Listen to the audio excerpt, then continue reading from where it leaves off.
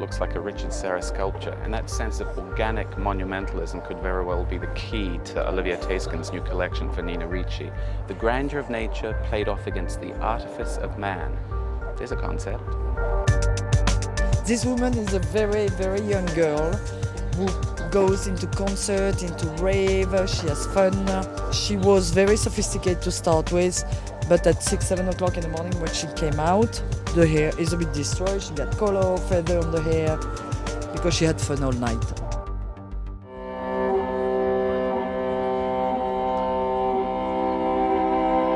In a season where dark fairy tales have popped up on more than a few catwalks, it seems like it would be the right time for Olivier to pull a great show out of the bag.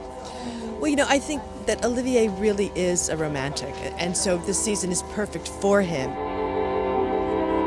I wanted really to have this mix, like if the girls would have chosen the clothes by themselves, so they would have like old dresses and new jackets, and you would find them in the countryside somewhere, someplace, coming back from a festival.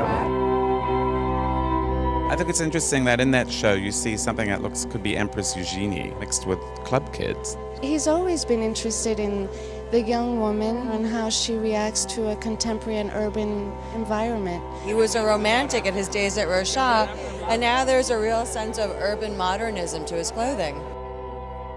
I'm stimulated to do beautiful clothes because in Parisian fashion you have really this philosophy of work.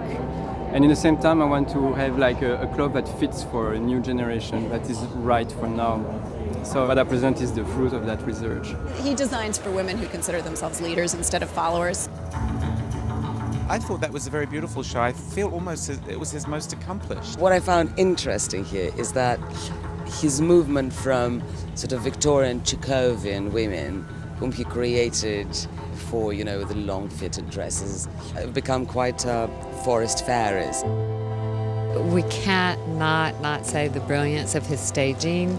It's a whole ambiance that he creates.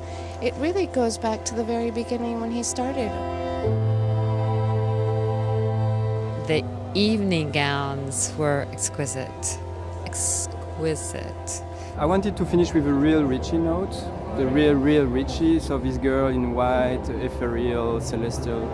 So this is more, that's true. It's not a princess, but for me it's really this Ricci, extremely feminine and fragile, eternally youth girl, it's really that idea. His vision is a very fragile woman, but at the same time extremely confident, who knows where she's going. So in all, it sums up what Nina Ricci, the house, is all about. An absolute illusion. No, I think you have to accept that there is fragility, because that is part of everyday life, and that's why I think it's so authentic. He's a very different type of person, very different type of designer, and he's a very different type of soul. He's probably the only one left true romantic. Like, he's a dreamer.